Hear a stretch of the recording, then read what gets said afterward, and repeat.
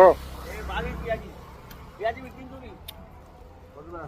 Test আছে, পেঁয়াজিটা ভালো test আছে। এখন কচি না, সেজন্য তো হবে একটু।